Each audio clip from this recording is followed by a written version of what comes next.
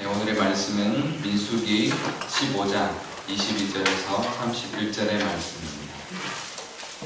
22절에서 15장 22절에서 31절의 말씀입니다.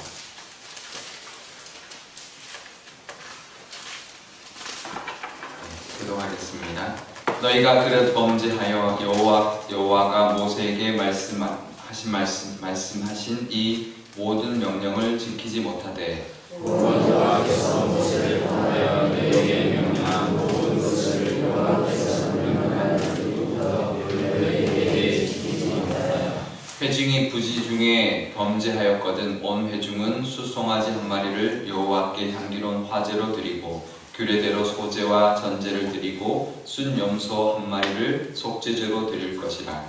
제사장이 이스라엘 자손의 온 회중을 위하여 속죄하면 그들이 사함을 받으리니 이는 누가 부지 중에 범죄하면 또 부지 중에 범죄함으로 말미암아 허물로 화제와 속죄를 여호와께 드렸습니다. 이스라엘 자손의 온 회중과 그들 중에 거류하는 타국인도 사함을 받을 것은 온 백성이 부지 중에 범죄하였음이니라. 만일 한 사람이 부지 중에 범죄하면 1년에 한 번도 속죄제를 드릴 것이요 제사장은 그 부지 중에 범죄한 사람이 부지 중에 여호와 앞에 범한 죄를 위하여 속죄하여 그 죄를 속할지니 그리하면 사함을 얻으리라. 이스라엘 자손은 누구도 속죄제를 그들에게 거론한 타국인이든지 누구든지 중에 범죄한 자에 대하여 법이 명령하노라. 본토인이든지 타국인이든지 고의로 무엇을 범하면 누구나 여호와를 비방하는 자니 그의 백성 중에서 끊어질 것이라. 그런 사람은 여호와의 말씀을 멸시하고 그의 명령을 파괴하였은즉 그의 죄악이 자기에게 돌아와서 성도들이 끊어지리라. 아버지 하나님 감사합니다. 우리도 늘 죄를 짓습니다. 하지만 그 죄를 해결할 수 있는 길을 열어주신 하나님의 은혜를 의지하여 오늘도 하나님의 긍휼함을 누리며 사는 저희들 되게 하여 주시옵소서. 감사드리며 예수님의 이름으로 기도합니다. 아멘.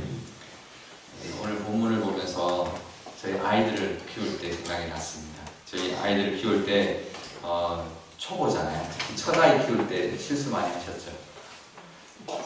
아이들 첫 애는 우리의 어떤 이제 우리 경험의 어떤 대상이어서 참 저희들도 참 잘못해준 것도 참 많고 이제 그런데요. 이제 그러면서 저희들이 이제 깨달으면서 이제 기준을 정한 게 하나 있었습니다. 그건 체벌에 대한 기준인데요. 이제 애가 뭘 잘못해서 화가 나서 혼을 내는데 가만히 보면 그러니까 나중에 보니까 얘가 실수하는 것도 있는 거예요. 그러니까 어려서 잘 모르고 한 것도 있는 거예요. 뭐 이렇게 잘 서툴러서 엎지를 수도 있고, 근데 부모 입장에서 화가 나는 거죠. 똑같이 이제 뭘 엎질러도 뭐 이제 어디 엎지르면 이제 당황스러울 때가 있잖아요. 뭐 이렇게 우유를 엎지른다든지 식탁에서 그러면 이제 막 밥 먹다가 다 일어나서 닦고 막 난리를 쳐야 되니까. 근데 얘가 모르고 할 수도 있고 고의로 땡깡 부릴 수도 있고. 근데 이제 이 체벌 기준이 달라져야 있어요. 우리가 화가 나면 이제 똑같이 화를 내는데요. 그러면 안 되겠다는 생각이 들더라고요. 얘가 고의가 아니면 또 어떤 때가 있냐면 뭘 하라고 했는데 우리 입장에서는 이제 그냥 당연히 그냥 쉽게 이렇게 뭐 해 그랬는데 아이 입장에서는 아직 모르는 거예요. 그러니까 자세히 설명해 주지 않아서 애가 그걸 잘 이해를 못하고 할 줄을 몰라서 잘못할 수도 있다라는 것을 깨닫고, 그러면 이제 그때는 미안해, 엄마 아빠가 이렇게 잘 설명해 주지 못해서 그런 거다, 괜찮다, 이제 그렇게 이제 이야기해 주고 이제 우리가 체벌의 기준을 잡은 적이 있습니다. 그 생각이 나더라고요. 근데 그 둘 다 근데 이제 고의로 땡깡 부리거나 그러면 이제 혼나는 거죠. 그러면 이제 땡깡 부린 그 자체, 그러니까 쏟은 거나 깨뜨린 게 중요한 게 아니라 땡깡 부린 자체가 문제인 거죠. 거봐, 너가 땡깡 부리니까 이렇게 있지. 그러면 이제 애가 벌써 이제 쫄잖아요, 그죠? 그러면 이제 매를 대면서 다시는 안 그러도록 그렇게 이제 우리가 이제 훈계를 한 적이 있는데요. 둘 다 결국은 아이를 위한 거였습니다. 하나는 처음에 실수를 잘못했을 때 부모가 혼내면 아이가 위축될 수 있죠. 그래서 위축되지 않도록 아이의 자존감을 위해서 괜찮다, 실수할 수 있다, 이제 그러면서 이제 속에서 발을 삭히면서 참으면서 애가 잘못한 게 아니야. 그래서 이제 참으면서 억지로 이제 발을 다스리는 것도 아이를 위한 거고요. 아이의 자존감을 위한 거고, 두 번째는 고집 부리지 말라는 것이죠. 다음부터 또 그러지 말라. 그거 봐라, 고집 부리면 이렇게 이제 이런 현상이 생긴다. 그리고 이제 혼을 내는 건데요. 오늘 본문에 보면 하나님께서도 우리한테도 똑같이 대하시는 것 같습니다. 모르고 저지른 죄가 있는데 그것은 속죄하는 기회를 주시는 거죠. 제가 어릴 때 그 대표기도 할 때, 특히 장로님들 대표기도 할 때 알고 지은 죄, 모르고 지은 죄 다 용서해달라는 그 기도가 되게 저는 거슬렸어요. 모르고 지은 죄까지 저렇게 이제 죄에 대해서 알고 그걸 하나님 앞에 회개해야 되는 거 아닌가. 어떻게 모르고 지은 죄 다 싸잡아가지고 모르고 지은 죄를 다 용서해달라는 게 무책임한 게 아닌가라는 생각을 했는데요. 나이 들어보니까 아니더라고요. 우리가 살다 보면 모르고 지은 죄도 참 많은 것 같아요. 그죠? 이제 내가 모르고 이렇게 던진 말이 나는 아무렇지도 않게 던졌는데 상대방에게 그게 상처가 될 수도 있잖아요. 나는 몰라요. 그죠? 근데 그것도 죄죠. 우리가 부족하니까 그런 것도 하나님 앞에 이제 이렇게 용서해달라, 이렇게 회개해야 되는 것이 맞다는 생각이 들더라고요. 그게 이제 모르고 지은 죄까지 우리가 이제 하나님께 회개할 수 있는 것은 겸손이구나.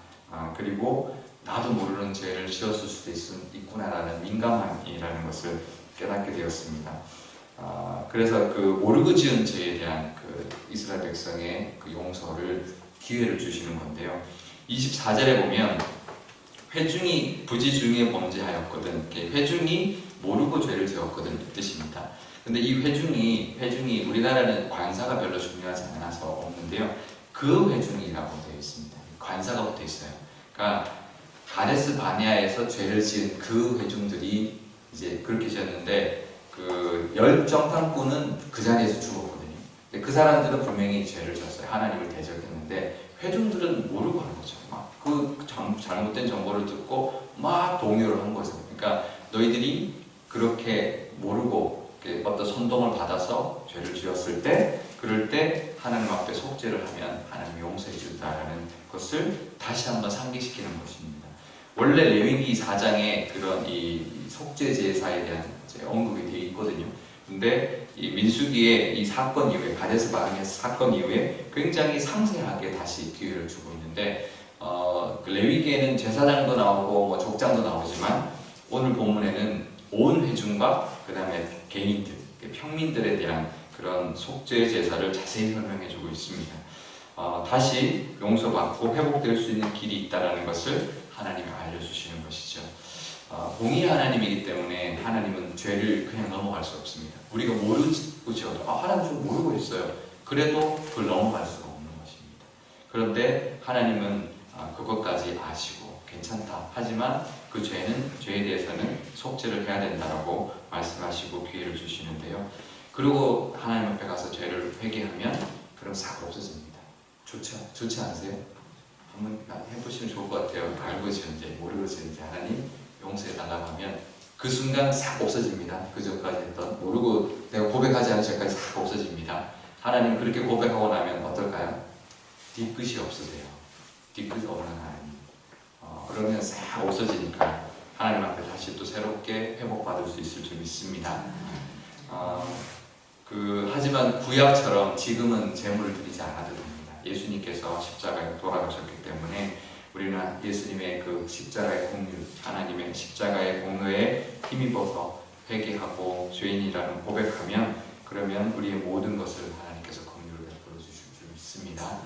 오늘 하루 사실 때 하나님 앞에 늘 긍휼을 구하시고 불쌍히 여겨달라는 그 마음으로 오늘 하루를 사시면 우리가 잘못이 있을 때나 우리가 잘 모르고 지은 죄까지도 하나님 앞에 늘 겸손히 살아가실 때 하나님이 회복시켜 주시고 용서함을 베풀어 주시고 긍휼의 은혜를 베풀어 주시는 그런 은혜가 저와 여러분에게 있을 줄 믿습니다.